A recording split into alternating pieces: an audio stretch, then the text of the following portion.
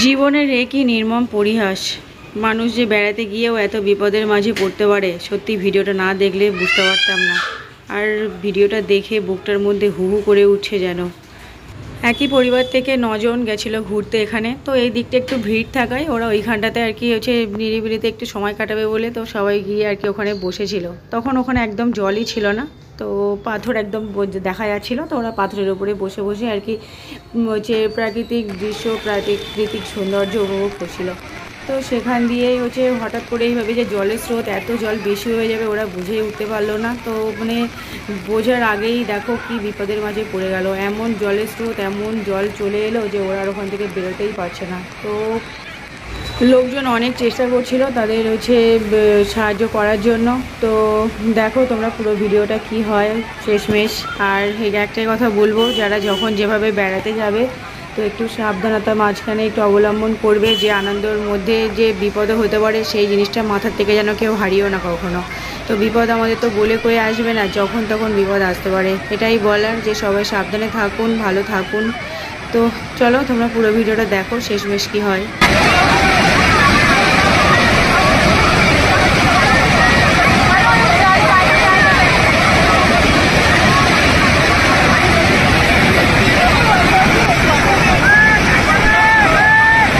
হঠাৎ করে এরকম বান চলে আসবে পরিবারের কেউই কিন্তু জানতো না। সবাই সবার মতো ঘুরছিল ফিরছিল, কিন্তু হঠাৎ করে এত বিপদ। পাহাড়ি জায়গাগুলো না ঠিক এরকম হয়। পাহাড়ের খাদে যদি একবার পড়ে যাওয়া যায় তাহলে কি অবস্থা হতে পারে, এদের দেখে কিন্তু শেখা উচিত। তবে এই মুহূর্তগুলো ভাবলেই আমার যেন কীরকম একদম বারবার গা কেঁপে উঠছে, যে সেই সিচুয়েশনে যদি আমরা থাকতাম তাহলে কি পরিস্থিতি হতো আজকে। চোখের সামনে দেখতে পাচ্ছে যে এত বিপদ, হয়তো বাঁচবো না। দেখো কুলের মধ্যে একটা ছোট্ট বাচ্চা আছে, তারপরে সাথেও আরও বাচ্চা রয়েছে। একটা শুধুমাত্র পুরুষ মানুষ, দুটো পুরুষ মানুষ, সাথে মহিলা কতগুলো মানুষ।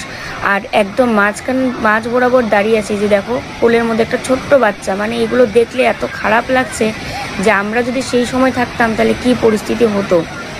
আর একেবারে মাঝখানে দাঁড়িয়েছিল জলের ব্যাগ, মানে সময় যত যাচ্ছে বাড়ছিল, সময় যত যাচ্ছে তত বাড়ছিল। মানে এই যে জলের ব্যাগটা, এটা কিন্তু একটা নদী। আর আমরা সবাই জানি যে পাহাড় থেকে কিন্তু নদীর সৃষ্টি।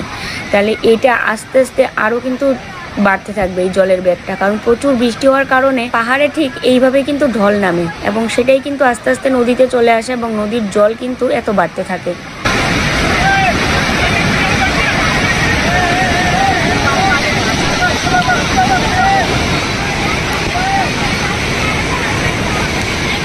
बहुत तकलीफ होगी।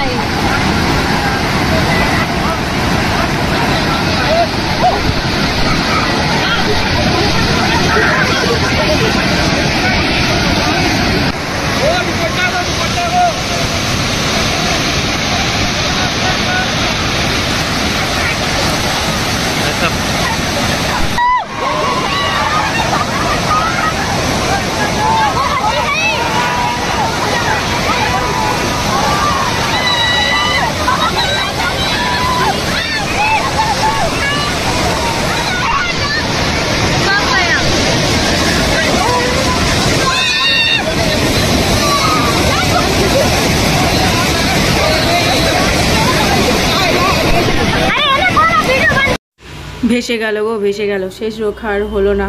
তো যাই হোক, দেখে সত্যি খুব কষ্ট লাগলো, খুব বেদনাদায়ক মর্মান্তিক ঘটনা। এটাই বলবো, সবাই আনন্দের মাঝেও সাবধানে থাকার চেষ্টা করো, কেন বিপদ বলে কয়ে আসবে না।